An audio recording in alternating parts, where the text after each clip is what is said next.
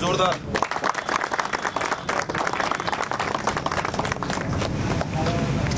इकडून बरोबर काय नाही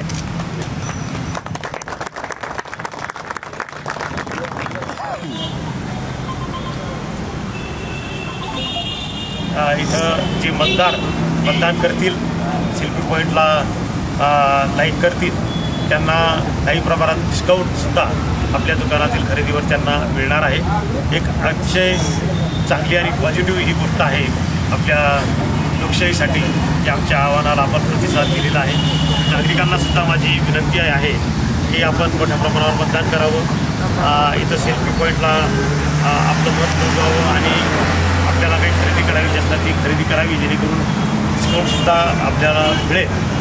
शासनाच्या ज्या सूचना आहेत की खाजगी व्यापारी असोसिएशनमध्ये सुद्धा कामगारांना मतदानासाठी सुट्टी दिली पाहिजे. तर आत्ताच माननीय अध्यक्ष महोदयांनी सांगितलं की आम्ही आमच्या कामगारांना मतदानासाठी सुट्टी देणार आहोत. तर त्यांनी मतदानासाठी जी काही वेळ लागेल ती वेळ घेऊन मतदान करावं आणि आवश्यकतेप्रमाणे नंतर दुकानात आलं तरी चालेल.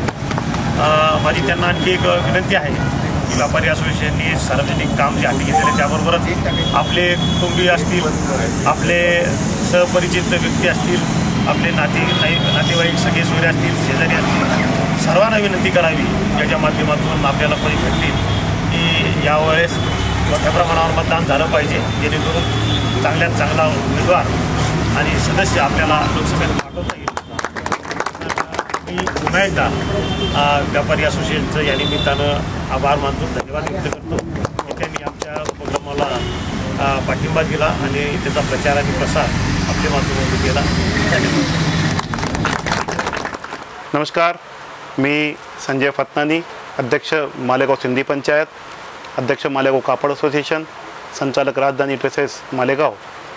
सर्वांना आवाहन करतो की येणाऱ्या 20 तारखेला लोकशाहीचा सर्वात मोठा उत्सव म्हणजेच संसदीय लोकसभेचे इलेक्शन आपल्या धुळे मतदारसंघात होत आहे. आपण सर्वांनी आवर्जून मतदान करावे, स्वतःही करावे आणि आपल्या परिवारालाही करण्यासाठी प्रोत्साहित करावे. लक्षात ठेवा, मतदान हा आपला राष्ट्रीय कर्तव्य आहे आणि प्रत्येकाने हा कर्तव्य पार पडणे गरजेचे आहे. अजून एक आनंदाची बातमी अशी की मालेगाव महानगरपालिकेने आम्हा व्यापाऱ्यांना सर्वांना आवाहन केलं होतं की मतदानाचा टक्का वाढवावा आणि मतदान जनजागृती व्हावी, यासाठी व्यापाऱ्यांनी कुठलं तरी काही स्कीम्स लावाव्या.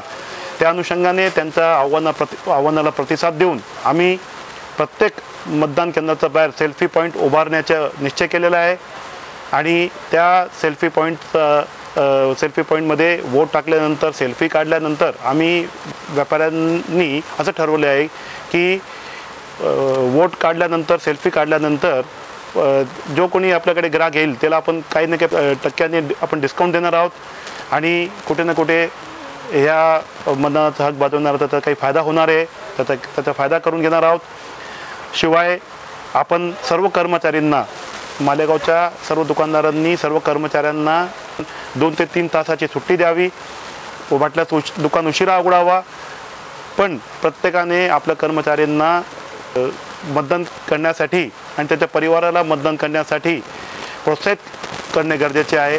सर्वांना आपण आवाहन करत आहोत, दुकान उशिरा उघडा, पण मतदान केल्यानंतरच सगळ्यांनी दुकानावर या असं आपण सगळ्यांना आवाहन करत आहोत.